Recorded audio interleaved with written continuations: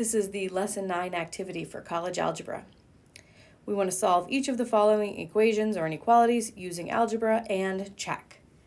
So my first one, I have a radical 5x plus 10 equals x plus 2.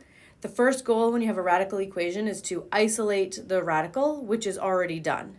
Okay, and then after that, we can raise to an appropriate power to undo the radical. This is a square root, so I'm going to square both sides. And when you square a square root, those cancel, and I just have 5x plus 10. And x plus 2 squared is x squared plus 4x plus 4. And then I need all the terms to be on the same side. I need one side to be 0 in order to solve a quadratic. So I have 0 equals x squared. I'm going to subtract 5x from both sides, and 4x minus 5x is negative x. And then I'm going to subtract 10 from both sides, and 4 minus 10 is negative 6. And that factors to x minus 3, x plus 2. And so we get x equals 3 or negative 2. And then we always have to check. When you're doing radical equations or equations with a fractional exponent, always go back and check. So I'm going to check x equals 3. And I'm going to take the square root of 5 times 3 plus 10. Does that equal 3 plus 2? So this is radical 25. Does that equal 5? Yes. Okay. And then let's check the negative 2. So I have the square root of 5 times negative 2 plus 10. Does that equal negative 2 plus 2? So this is the square root of negative 10 plus 10. Does that equal 0? Well, this is the square root of 0, which equals 0. That one works too. So we do, in fact, have two solutions here. Neither of them are extraneous. In number 2, I have x plus 5 to the 3 halves equals 8.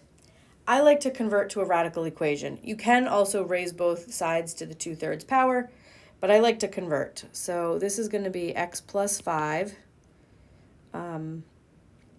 cubed, because the number on top is the power, and the number on the bottom is a root, so that's a square root, equals 8. So I have not actually done anything to both sides. All I did is rewrite the left-hand side. This fractional exponent, I wrote the 3 as a power and the 2 as a root. And then to undo the square root, I can square both sides.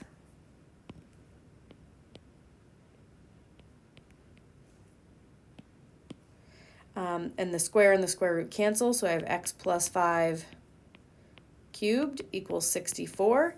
And then I can cube root both sides.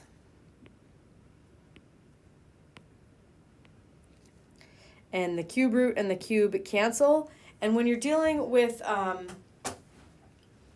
an odd numbered root, an odd valued root, you don't do the plus or the minus. Okay, that only applies to even roots like square roots or fourth roots. So the cube and the cube root cancel, so we just have x plus 5. The cube root of 64 is 4, and we subtract 5 from both sides, and we get x equals negative 1. I'm going to wait to circle it until I check. I'm going to put negative 1 plus 5 to the 3 halves. Does that equal 8? Well, negative 1 plus 5 is 4. 4 to the 3 halves. Does that equal 8? The 3 halves power is a square root and a cube. So this is the square root of 4 cubed.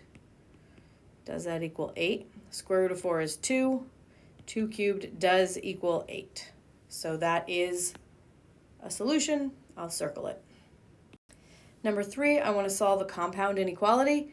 The goal is to isolate the x in the middle. So I'm going to start by subtracting 3 from all 3 sides of this inequality, and I get negative 3 is less than 3x is less than or equal to 24. And then I'm going to divide all 3 sides by 3. So negative 3 over 3 is negative 1. 3x over 3 is x, and 24 over 3 is 8.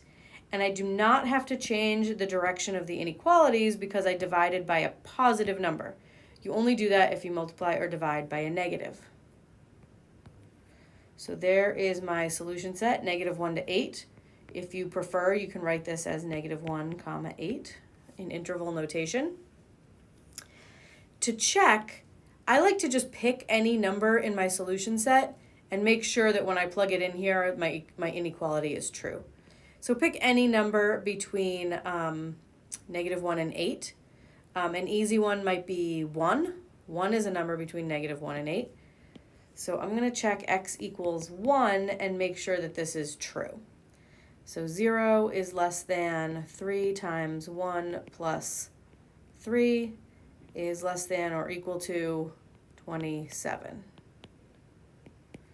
So 0, 3 times 1 is 3 plus 3 is 6. So yes, it is true that 6 is between 0 and 27. Number 4, I have another radical equation. First thing is to isolate the square root. So I'm going to subtract x from both sides. And I have the square root of x minus 4 equals 6 minus x. And then I square both sides.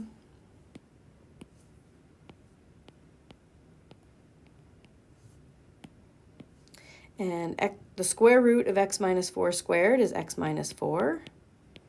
And 6 minus x squared is 36 minus 12x plus x squared.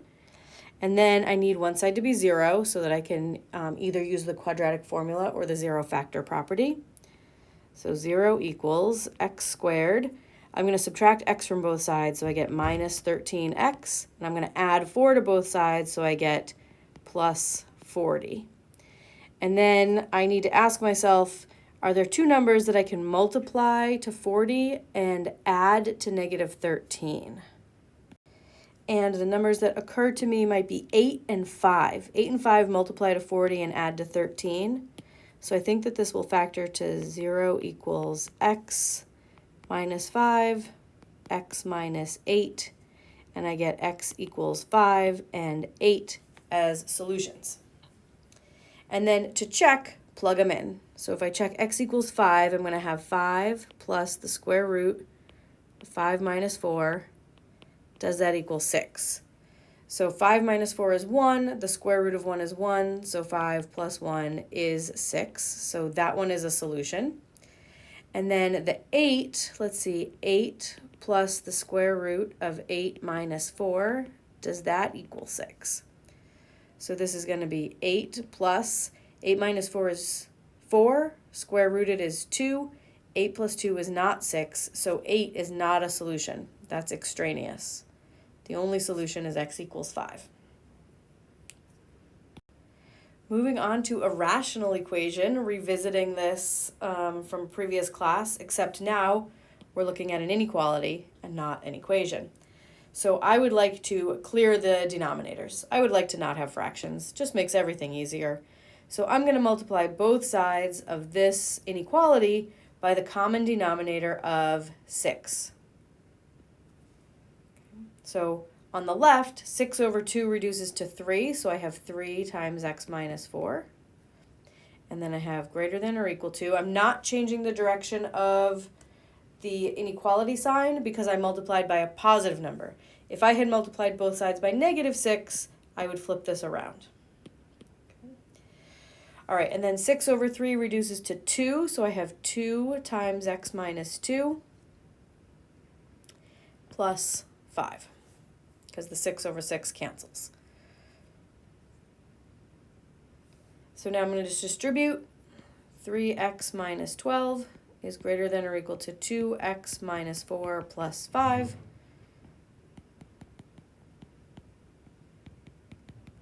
I'm going to make sure all my x's are on the same side, so I'm going to subtract 2x from both sides.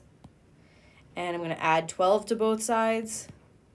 And I never multiplied or divided by a negative number, so I get x is bigger than 13. You could alternatively write this as 13 to infinity in interval notation. To check, pick one value in there. Maybe, I don't know, 16 or 20. Let's try 20. Any number bigger than 13. So I have 20 minus 4 over 2. Is that bigger than or equal to 20 minus 2 over 3 plus 5 over 6? And 20 minus 4 is 16. 16 over 2 is 8. 20 minus 2 is 18. 18 over 3 is 6. 6 plus 5 over 6 is definitely smaller than 8, because 5 over 6 is smaller than 1. So this number is smaller than 7, which is smaller than 8.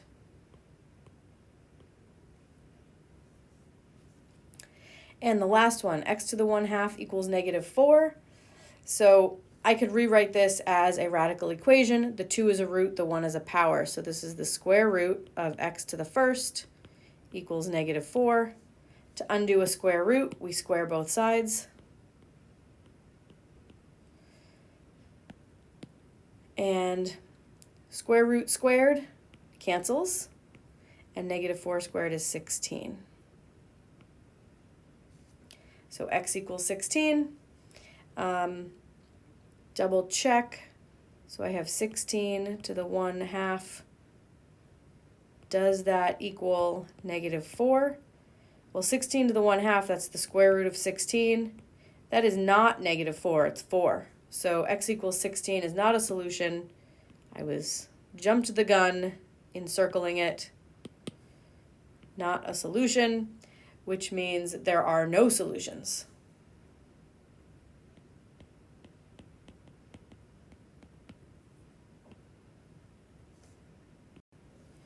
For number 7, the optional extra practice, the idea here is to explain why, when you're solving a radical equation, you always want the radical isolated first. Because ignore this +1, right? If that was just radical x plus 4 squared, the squared and the square root cancel and you just get x plus 4. So easy when it's all by itself.